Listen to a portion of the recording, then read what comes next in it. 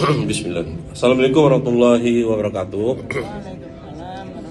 Pimpinan Panja serta anggota Dirjen PHU serta narasumber lainnya untuk menghormati. Pertama, kami dari segi waktu ini simulasinya masih 40 hari. Padanya perbincangan kita Pak Dirjen, kita minta coba simulasinya 35 hari gitu. Dengan pengurangan waktu itu otomatis komponen-komponen lainnya akan berkurang gitu. Ini adalah salah satu strategi kita untuk mengurangi biaya BPIH. Jadi kalau masih memungkinkan 35 hari, kami minta ini soal waktu haji. Yang kedua, itu konsumsi, ya kan? Konsumsi. Jadi konsumsi ini supaya tidak repot, ya kan? Karena konsumsi ini kalau sistem catering ini kan nanti kena pajak, bahkan nanti kena zakat gitu kan? Kan ada kemarin kalian bilang kan mau di zakat gitu kan? Ini kan terlalu banyak beban biayanya nanti, baik terhadap nilai manfaat maupun terhadap jemaah kita. Maka di samping penurunan terhadap nilai konsumsi ini, yaitu sekitar 18,5 itu mungkin sekitar antara 12-15 rial saja gitu. Sehingga item ini juga ya bisa menguranginya. Dan kami setuju Pak Dirjen bahwa untuk konsumsi ini diserahkan saja cash kepada jemaah kita, walaupun 2 kali makannya, ya kan? 2 kali makannya, katakanlah 15 rial, jadi 30 rial, nah, kali sekian hari nanti. Jadi sehingga ini juga memberi kebebasan, di samping nanti hidupnya UKM kita di dalam negeri dan luar negeri juga, karena akan banyak jemaah kita sekitar 221.000 akan berbelanja dengan uang konsumsi itu ya.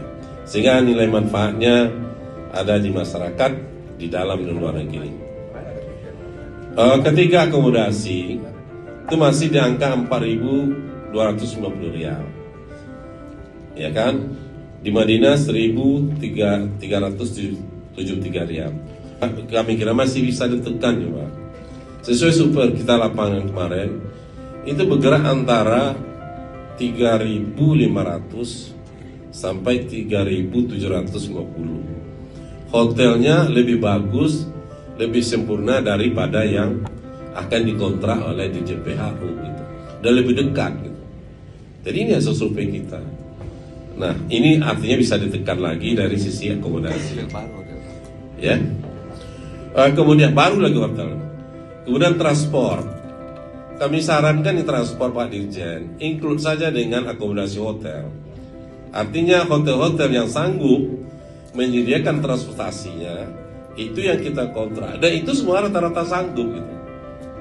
Jadi kalau terlambat busnya datang, itu ada tanggung jawab orang hotel itu untuk mengurus jemaah kita, melayani jemaah kita gitu.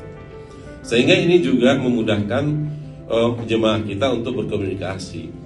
Nah, sebagaimana yang tahun lalu itu banyak bus yang kita kontrak itu orang-orang lain yang naiknya gitu, karena dia dekat itu, seperti dari Bangladesh, dari Pakistan gitu.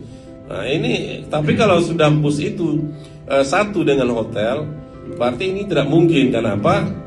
Jurusannya jelas, jemaahnya jelas, dan hotelnya jelas. Jadi kami sarankan sini untuk selawat ini kita coba mulai tahun ini ditiadakan saja. Ini pasti mengurangi lagi terhadap biaya transportasi.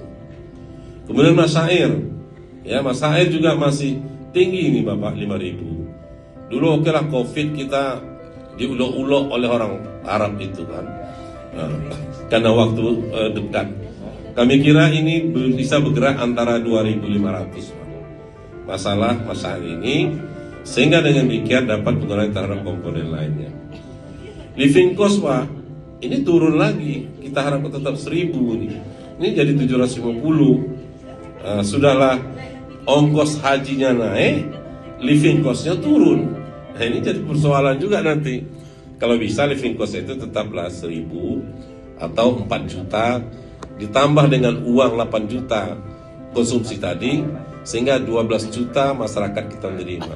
Ini cukup kami kira untuk kepuasan dari masyarakat kita, terutama masalah makan.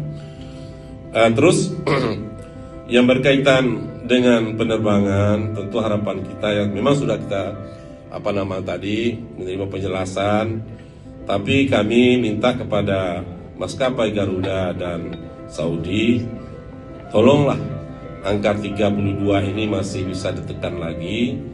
Kenapa? Sebagaimana sampaikan kawan-kawan tadi, itu kan kalau PP kan hanya 27 juta, Pak. Itu dianggap kosong sudah dibayar.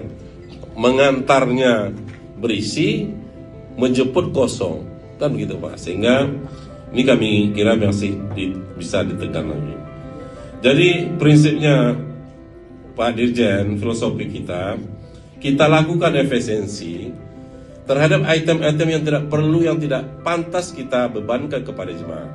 Contoh konkret, Pak Dirjen, di dalam item dari BPH ini ada diberikan tanggung jawab kepada calon jemaah kita untuk merawat aset-aset kita di Saudi. Apa adanya di dalam APBN Kementerian Agama itu sudah masuk. Jadi double counting namanya.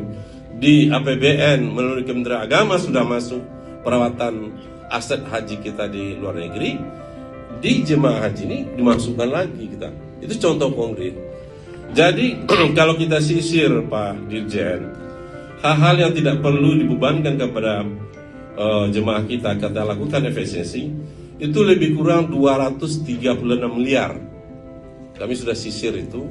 236 miliar ini lebih kurang 4,6% terhadap total daripada nilai BP. Nah ini juga dapat mengurangi.